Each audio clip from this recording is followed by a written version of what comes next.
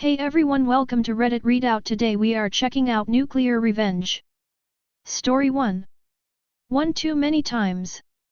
When I was younger, especially throughout middle school, I dealt with bullying and toxicity constantly. I've never been much of a Reddit user, but I decided to post my story after watching some of these on YouTube. This situation happened when I was in 7th grade. During that time I was progressively bullied by a group of kids I will call the Goonies. I'm not a small person and I never have been. Around that time I was around 5'11", 150 pounds. Although I'm big for my age, I've never been one to fight back. I have impulse control issues and ADHD, so when I get worked up I have a hard time calming down, or I got overboard. Even so, I can mostly hold back my emotions when on medication. The Goonies, the group of kids who constantly made my life hard throughout my school experience. The group comprised of 5 to 6 kids, mostly small and on the football team, but due to their numbers they had an advantage over most people in my school. They preyed consistent on people who were without a group. Most of the time they just took food items during lunch and asked for money from others. On the bad days they would fight others and take whatever they wanted.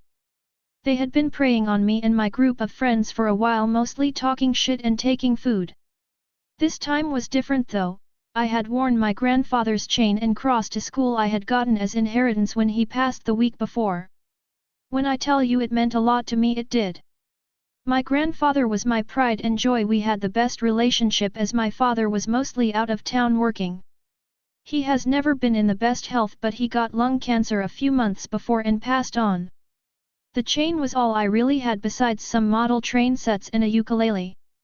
That day I wore my chain to remove some of the grief I was feeling from his passing to make it through the day.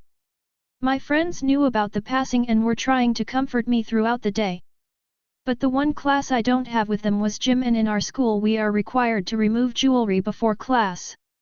That part was uneventful. The problem was when I went back into the locker room. All of the goons had gym the period after and I would see them as I was in the locker room.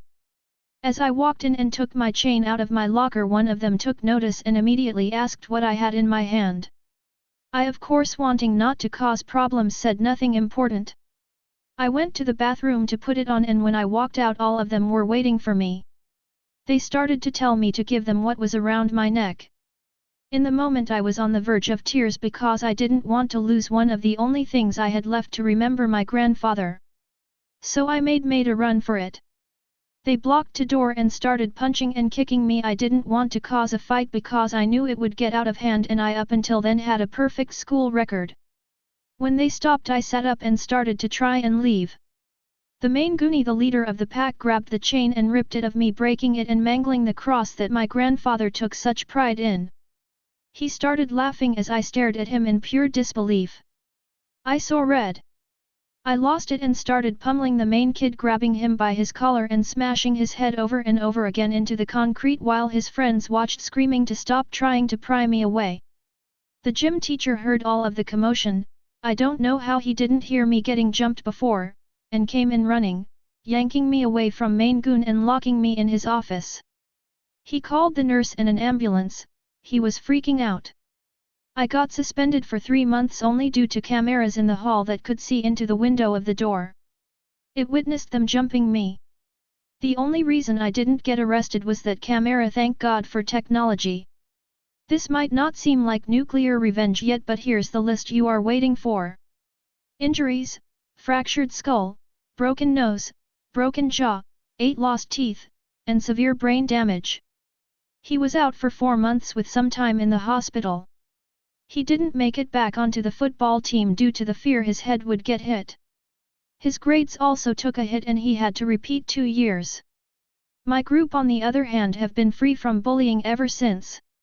So what do you guys think? Did I take it too far or was it deserved? Let me know in the Story 2. Revenge and Roadkill, a love story. Trigger warning, it's pretty gross. Long story ahead. When I was a sophomore in high school, a new guy moved to town, Matt. Matt played guitar and I was a singer. Our love was meant to be. We started dating when I was a junior and he was a senior. I was 16, he was 17. Honestly, it was a super cute romance that would probably make a decent Wattpad story, but it wasn't meant to last as I was moving to a new state at the start of my senior year. This story takes place about 2 weeks before the end of my junior year and the school and town are getting ready for senior graduation. The characters, not real names.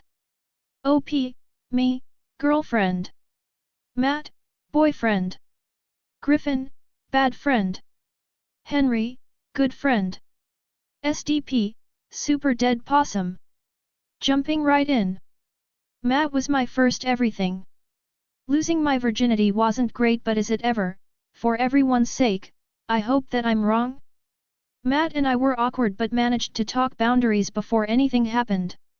In this conversation we agreed that it was really important to both of us that this stayed private, absolutely no bragging or being weird around friends. Griffin was a senior and someone who was in our group of friends but not a close friend. We were all in either orchestra, choir, and/or band. Everyone in those programs ran in the same social circle.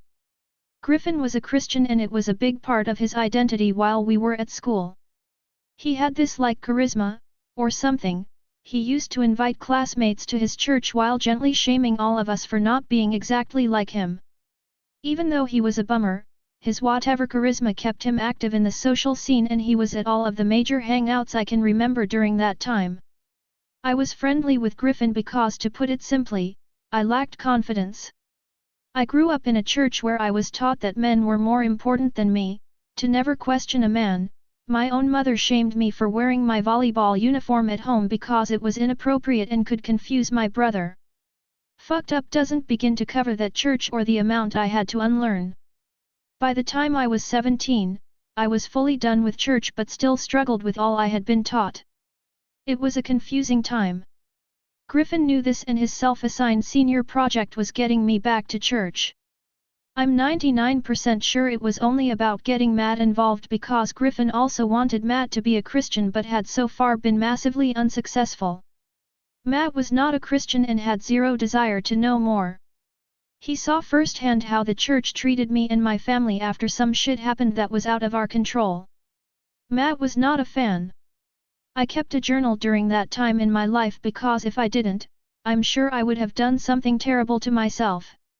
My journal was plain, nothing on it to draw attention because I never wanted my family to think it was a journal. It was supposed to look like a school notebook. One day during lunch, I was at my usual table where Griffin sat. I realized I needed something from the choir room, so I left my stuff at the lunch table not thinking anything about leaving my backpack there. I had no idea anyone would go through my stuff because that had never happened before, and I didn't have anything of value in there anyway. Well, as it turns out, my journal ends up being valuable because I had written about Matt and Griffin thought he had the ammunition to get me back into church and I'm assuming Matt was supposed to join us. Griffin proceeded to take my journal and tell basically everyone in our social group, which led to most of the school knowing. A private moment became everyone's, and it was fucking humiliating. Thankfully, Matt didn't blame me even though I felt like it was all my fault. He was more confident than I was but also didn't get nearly the same shame thrown his way that I was getting. I knew I was leaving in a few months, so I tried to keep my head down and focus on school but being called a whore, slut, etc. by people I grew up with it grates on you after a while. I guess Griffin's plan was to shame me back to church but instead all I wanted before leaving town was to ruin Griffin. It took some time but I got there. Matt, Henry, and I were hanging out at my house after school. My house backed up to a street that often had roadkill due to being right alongside a huge swath of woods. At this point, I knew that my revenge was going to include Griffin's brand new truck. This truck was literally all he could talk about because it was custom. His parents got it for him as an early graduation present, it was super expensive, it was perfect. Bottom line is he loved that truck more than anything he had ever had. I'm not a car person so I have no idea what the truck was or if it was good, but I do know it was really, really tall. Like you couldn't see the top of it which ended up being bad for Griffin but fantastic for revenge.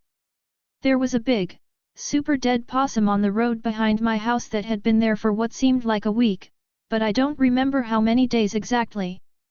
Normally the town was good about sending the guy down our road to pick up roadkill, so it had been there long enough for me to notice it, which didn't happen often. I was staring at the SDP because, well, it was there. I'm staring, Matt starts staring, then Henry starts staring. We start talking about Griffin while we're all staring at this disgusting pile. We're talking and I'm getting madder, then livid. However, I calm down when I realize we have an amazing opportunity in front of us. Gentlemen, we're going to bag that SDP and put it in Griffin's truck. This wouldn't be quite that simple, so we start brainstorming how we can fully get away with this. Griffin lived in the area of town where it was faster for him to walk to school instead of drive. Shortcut through the woods to the school meant a 3-minute walk. Driving to school meant that he had to go 20 miles per hour, or slower, and one of the cops was always out because of how the schools were placed, so no speeding. Still took barely any time, but it was a longer route than the shortcut. Griffin of course drove to school. We had a plan.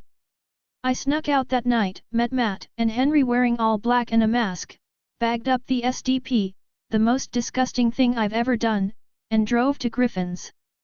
We parked a bit away and went through the woods to the back of Griffin's house, lugging this bag of putrid nonsense. This was before the time where a lot of people had cameras on their property, so we didn't have to worry about anything besides floodlights on the side of the house. We had decided to put the SDP on top of the truck knowing that Griffin wouldn't be able to see it, couldn't drive like an asshole, and wouldn't be taking his truck anywhere besides school.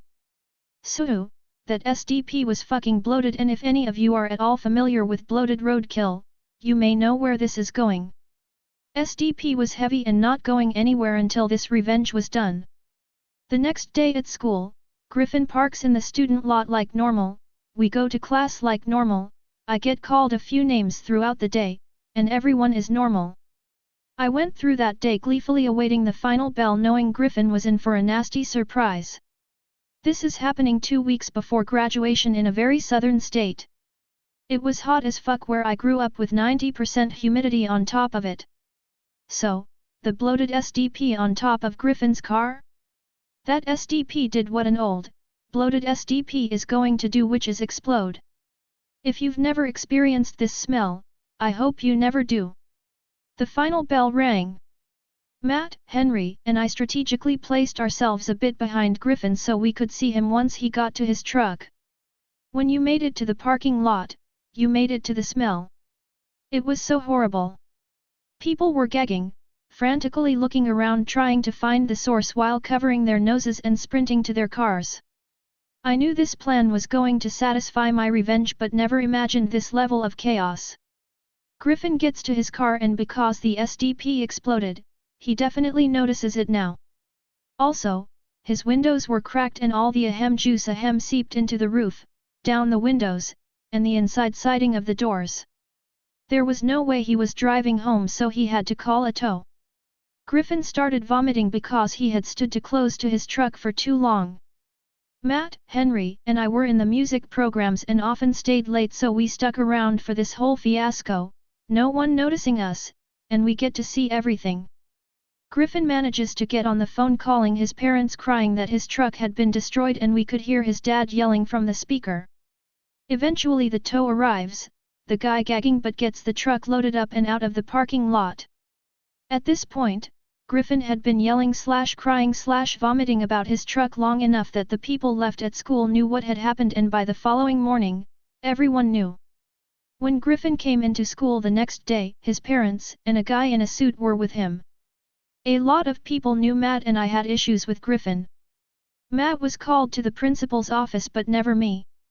I'll never know the exact reason for this, but it is most likely a combination of not having any physical evidence against Matt or myself, and that no one imagined a woman would be involved in a retaliation scheme so disgusting. Griffin, his parents, and guy in suit tried to throw weight around to get some type of punishment for what happened, but there wasn't really anything the school could do to appease them without knowing who did it or having evidence that it happened at school. There were cameras at the school, and it was clear that Griffin arrived at school with the SDP already on his car. Everyone totally knew that Griffin's car was destroyed by Matt, and probably me, but never Henry. No reason to suspect Henry. With no proof though, no one could actually say anything.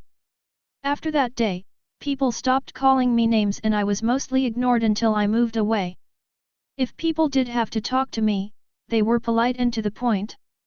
I was told years later that people were genuinely terrified of Matt and I because plenty of shit had been said, so everyone thought they were going to be next. The SDP was very effective. Pretty sure Griffin's truck ended up entirely unusable, but I don't know what they did with it. I only know that they spent a lot of time and a decent amount of money trying to get the smell out with no luck. Wouldn't be surprised if every car detailing service within 100 miles was used. Griffin didn't speak to Matt or me for the remainder of my time in that town. He stopped sitting with us, stopped going to events that we were at, and never invited us to church again. I was only around through the middle of summer, but it was long enough to witness a noticeable difference in Griffin's behavior. The graduation ceremony arrived and being a year younger, I was in the crowd cheering for my friends. This was completely unplanned, but I get giddy picturing his face decades later. I managed to make eye contact with Griffin after he was done walking across the stage and quickly made an explosion motion with my hands and winked. He knew exactly what I meant. The only true drop the mic and I am out I've ever had. That's all for today. Please don't forget to like and subscribe.